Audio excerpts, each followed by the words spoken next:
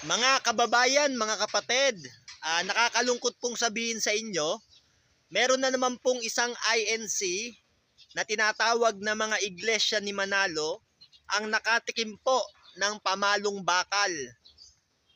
Sa makatuwid mga kapatid, nagkaroon po kami ng isang showdown na kung mabasa ko, tatanggapin niya na ang iglesia ni Manalo ay sinungaling at hindi karapat dapat paniwalaan kapag mabasa ko. Sumang-ayon po siya sa isang showdown na kapag aking nabasa, siya po ay aalis na sa INC at ang kanyang iglesia na inaaniban na tinatawag na iglesia ni Manalo ay tinatanggap niyang mga sinungaling. Panoorin po natin ang video mga kapatid. Nakahayag si Kristo, diba't nung pinanganak siya ni Maria, nagkaroon ng laman yung salita nung pinanganak siya ni Maria. Di ba, Mario? Yung bang ipinanganak siya ni Maria, anak na ba siya ng Diyos noon o hindi pa siya anak ng Diyos? Yung ipinanganak ni Maria? Oo, kahit naman tayo, anak tayo ng Diyos eh. Pera na lang kung hindi mo tanggap na ikaw anak ng Diyos. Nung hindi ka pa ba pinapanganak, anak ka na ng Diyos? Meron ka bang sitas na mailalabas? Gusto. Sige. Papakita ko sa iyo yung sita sa... Hindi ka pa pinapanganak, anak ka na ng Diyos. Oo nga. Sige. Kahit nga mga apostol eh.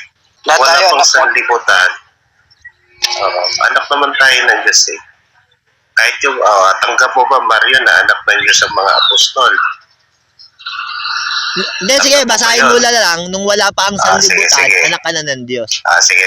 Screenshot natin So, yun ang babahanapin yan. Yung napili na tayo ng Diyos, di pa tayo pinapanganak. Hindi, ang tinatanong ko, hindi pa ipinapanganak, anak ka na ng Diyos. Hindi ka pa umiiral, tinatawag ka ng anak ng Diyos. Bago pa likhain ng sanlibutan ay pinili na niya tayo. Wala pa sanlibutan. Bro, linawin mo yung utak mo. Bro, wait lang. Ang tinatanong ko, hindi pinili. Bago pa tayo ipanganak, anak na ba tayo ng Diyos? Hindi ko tinatanong yung pinili. Ang tinatanong ko, kung bago ka ipanganak, anak ka na ba ng Diyos, nasa ng sitas? Hindi naman pinili ang tinatanong ko eh. Mario, oo nga. Pero na nga lang, kung yung sa isip mo, hindi mo matanggap na anak ka ng Diyos. Pambira, oh. Kita nyo mga kapatid ha? Kita nyo ha? Ang linaw ng tanong ko, sabi ko, meron ka bang mababasa na bago pa tayo ipanganak, sinasabi na ng Biblia na anak na tayo ng Diyos. Nasaan ang sitas? Ang inilabas niya, bago likhain ng sanlibutan, ay pinili niya na tayo. Mario. Hindi ko yan tinatanong, bro. Kasi meron akong sitas ganito eh. Mario, ito. Bro, pakinggan mo to. Bro, pakinggan mo to. Meron kasi akong sitas na ilalabas sa iyo. Si Kristo, verbatim, bago pa ipanganak ni Maria, anak na siya ng Diyos, letra por letra. Kaya hinahanap ko sa'yo ang sinagot mo doon, tayo rin naman, bago pa tayo ipanganak, anak na tayo ng Diyos. Kaya sabi ko, nasaan ang sitas? Para malaman ko, yung kay Kristo ba na bago siya ipanganak, anak na siya ng Diyos, sabi ng Biblia. Katulad din natin na bago rin tayo ipanganak, anak na din tayo ng Diyos, nasaan ang sitas? Ang nilabas mo, ayan, wala na bang ibang sitas? Wala na? Yan lang ba? Okay ka na ba? Ako naman, Mario, pwede mo ba pagsalitain ng 1 minute? Okay lang ba, Mario? Okay lang ba? Okay lang, sige. Kung hindi ka... sige. Tatandaan natin, mga kapatid, mga viewers, si Kristo, bugtong na anak ng Diyos.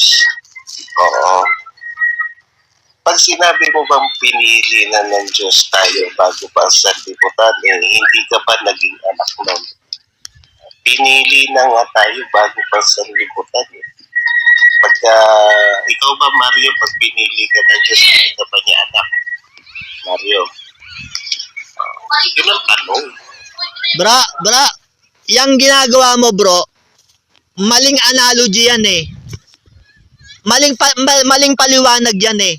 Ganto kasi bro ang tinatanong ko sa iyo, sabi ko, si Kristo, bago pa ipanganak ni Maria, anak na siya ng Diyos. Ang sagot mo sa akin, kahit tayo rin naman, anak na tayo ng Diyos bago pa tayo ipanganak. Kaya sabi ko, nasaan ang sitas na sinasabi ng Biblia, bago pa tayo ipanganak, anak na tayo ng Diyos. Ilabas mo sitas, sagot mo sa akin, kahit mga apostol nga, anak na ng Diyos bago pa... O sa makatwid, Asaan? Asaan? so sa makatwid, kaya mo bang sagutin yung tanong na kapag pinili ka, hindi ka anak ng Diyos, kaya mo ba sagutin yan? Bro, unang-una bro, ako ang tumatanong, ilabas mo yung sitas na sinasabi mo, bago pa ipanganak ang tao, anak na siya ng Diyos, kagaya ni Kristo. Pinapaliwanag ko na nga sa'yo, pinapaliwanag. Hindi, ang inilabas mo, sa'yo, pinili kaso ayaw mo naman tanggapin. Walang verbatim Gusto mo, dyan pinili Kung Pinili. ayaw mo naman tanggapin, Ako naman ang babasa Tingnan nyo ako naman ang babasa. Pambira ko. Pag pinili ka ba ng Diyos, hindi ka ba anak ng Diyos o anak ka ng Diyos? Sige. Mario, pakisagot. Pagka ba pinili ka ng Diyos, hindi ka anak ng Diyos? Ang ako kasi bro, ang isasagot ko sa'yo Kasi ganito. ayaw mo tanggapin yung Hindi, sagot ko, pakinggan mo. Sa Biblia, ang naging anak ng Diyos, John 1:12. Naipanganak ka na, bago ka pa maging anak ng Diyos. Sabi diyan, ang lahat ng sa kanya ay nagsisampalataya, sila ay mga naging anak ng Diyos. O, ibig sabihin, magiging anak ang tao ng Diyos kung sila ay nagsitanggap at sumampalataya. Malinaw. Ibig sabihin, malalaman ng anak ng Diyos kung siya ay totoong anak ng Diyos sa panahong nabubuhay na siya, kung gumagawa siya ng katwiran. Sa'yo naman iba, bago ipanganak, anak na ng Diyos ang tao. Kaya nga hinahanap ko sa'yo sitas na bago pa siya ipanganak, anak na siya ng Diyos. Sa Biblia, hindi Hindi lahat ng ipinanganak sa lupa, anak na ng Diyos. Merong anak ang dyablo. Lumalabas, ligaw talaga iglesia mo. Saan ka nagmula, Mario? Ha? Pambirang tanong yan. Ilabas mo sitas, bro. Sino nagbigay buhay sa'yo? Bro, Sino nagbigay buhay sa'yo? bro. Ilabas mo sitas. Kasi sa Biblia, sabi ng John 1:12, ang lahat ng sa kanya ay nagsitanggap sa makatuwid bagay nagsisampalataya ay pinagkalooban sila ng karapatan maging mga anak ng Diyos. Sasampalataya ka, tatanggapin mo. Pagkakalooban ka maging anak ng Diyos. Sabi mo naman, bago pa ipanganak, anak na tayo ng Diyos. Pero sa Biblia, kailangan tanggapin mo pa at sumampalataya bago ka pa bigyan ng karapatan maging anak ka ng Diyos. Kaya lumalabas, sinungaling ka Nasaan ang sitas, ilabas mo. Na bago pa ipanganak. Bro Mario, sisingit na ako, tatanungin ko si Kajan. Kasi pinagkukumpara niya yung sinabi na magiging anak na ng Diyos si Kristo nung di pa pinapanganak ni Maria. Talagang anak na siya ng Diyos. Ngayon, sa katulad ng tao, bago kay panganak ng nanay mo, wala pa siyang asawa, napili ka na ba ng Diyos na anak ka na niya? Di ba hindi? Ibig sabihin nun, yung sinasabi ni Mario, naging anak ka ng Diyos nung may pagkilala at pananampalataya ka na, naging anak ka na ng Diyos. Tama. Sa kanya bro, sa kanya sabi niya, bago pa ipanganak ang tao, anak na daw ng Diyos Hindi, iba yung pinili sa anak. O sige, hanapin mo nga ang salitang pinili. Ano bang ibig sabihin ng pinili sa kay anak? Di ba magkaiba? Ang tanong lang, Mario, saan ba nagmula yung buhay natin? Sino nagbigay ng buhay sa atin? Simpleng tanong lang. Bro, unang-una bro, parang naiipit ka na. Kasi ang tanong ko sa'yo ng una, si Kristo ba, anak na ba siya ng Diyos bago pa ipanganak ni Maria? Sagot mo, yes, anak na siya ng Diyos. Kahit nga tayo bago pa tayo ipanganak, anak na tayo ng Diyos, sabi mo. Kaya hinanapan kita ng sitas, na bago pa ipanganak ang tao, anak na siya ng Diyos. Sabi mo may mababasa. Ang nilabas mong sitas, pinili. Ngayon, sabi ng Biblia sa John 1:12, ang lahat ng sa kanya ay nagsitanggap sa makatuwid bagay nagsisampalataya ay pinagkalooban niya sila ng karapatan maging mga anak ng Diyos. Kailangan pala, tanggapin mo at sumampalataya ka para pagkalooban ka na maging anak ka ng Diyos. O ibig sabihin, magiging anak ang tao ng Diyos, binibigyan ng karapatan sa panahong nabubuhay na siya. Hindi sa panahong hindi pa siya umiiral. Kaya nga, wala kang mailabas na sitas eh. Kasi mapapahiya ang iglesia nyo eh. Hindi nyo matanggap si Kristo, anak na siya ng Diyos bago pa ipanganak ni Maria. Ito, tanong ko. Ito na lang tanong ko, ako. Saan ba tayo nagmula? Saan ba nanggaling yung buhay natin? Yun yung magandang tanong. Pakinggan nyo bro, pakinggan nyo. Tanong, lahat ba ng binigyan ng buhay ng Diyos? Lahat ba ng mga taong nagmula sa Diyos? Lahat ba yon anak ng Diyos? Eh kung mabasa ko sa'yo, merong taong binigyan ng buhay ng Diyos, hindi anak ng Diyos. Tatanggapin mo, sinungaling ka.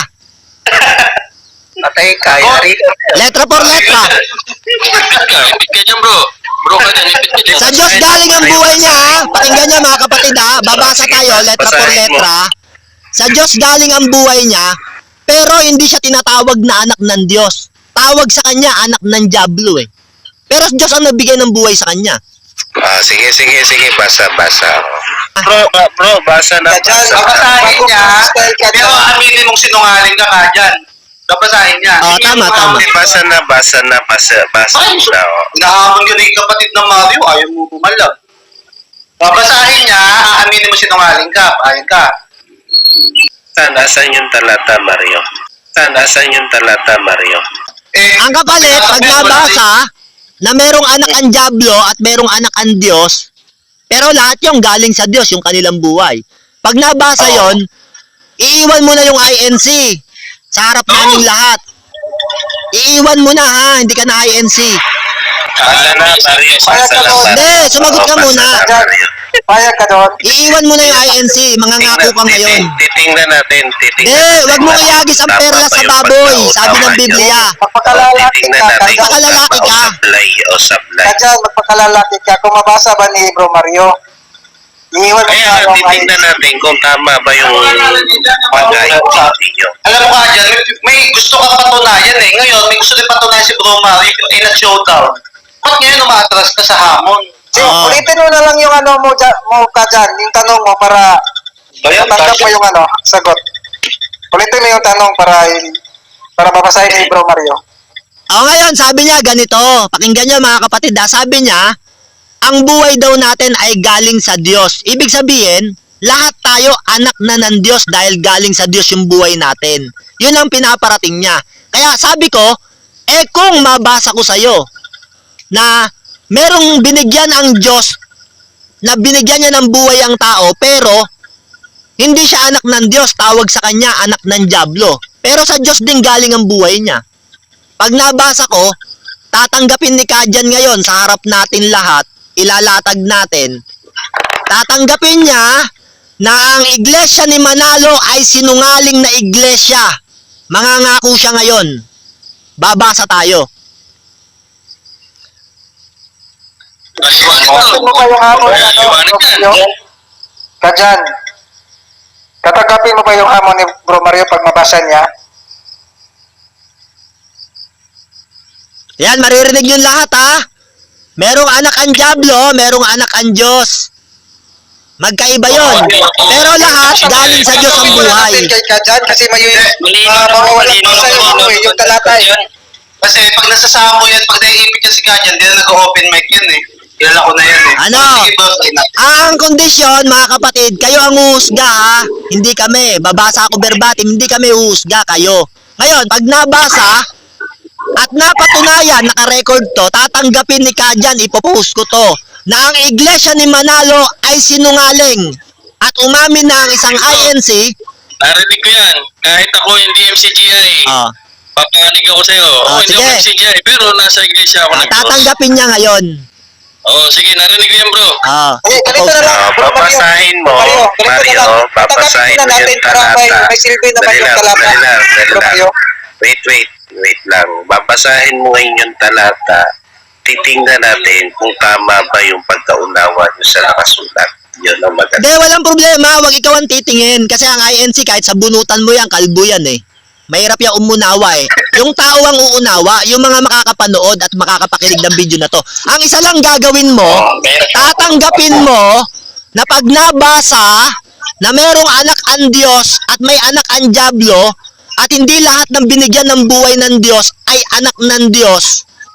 Tatanggapin mo ngayon na sinungaling ang iglesia ni Manalo at hindi ka na mag-INC. Sige.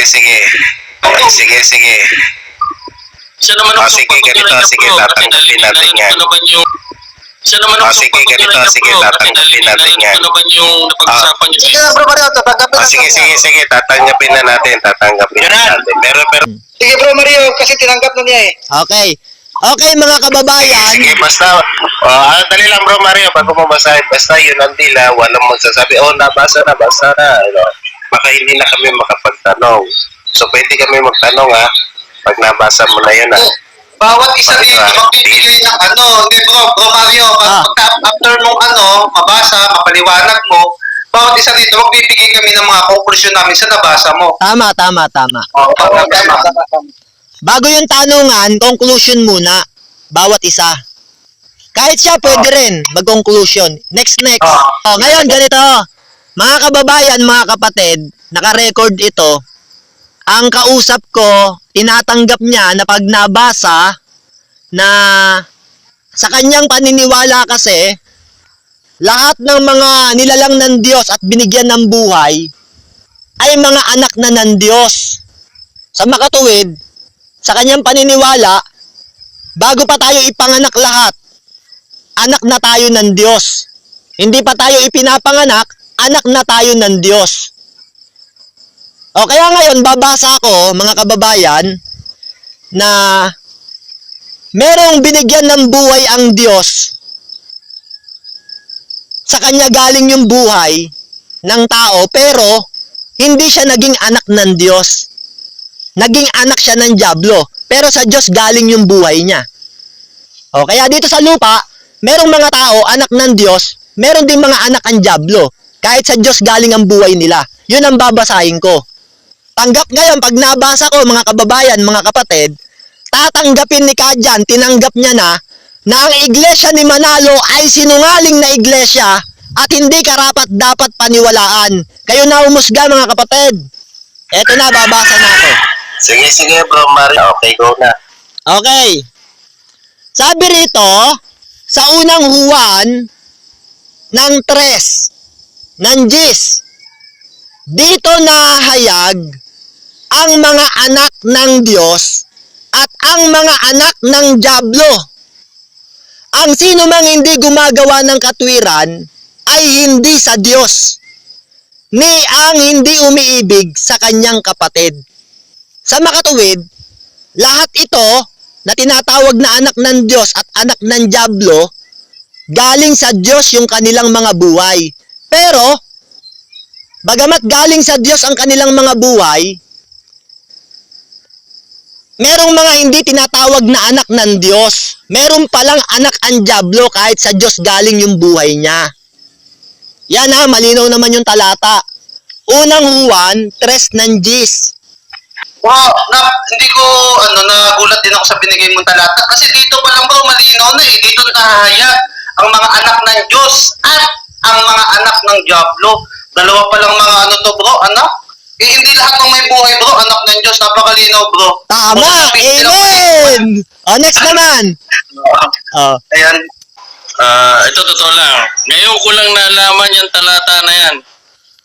Na meron palang anak ang Diyos at meron din anak ang Diablo. So, dito ko lang narinig yan. Yung unang Juan 3 Gis. So, ibig sabihin, totoo pala. Ako naman bro Mario. Okay. So, nagpapatunay lang, mayroon talagang anak ng Diyos, mayroon din anak ng Diablo.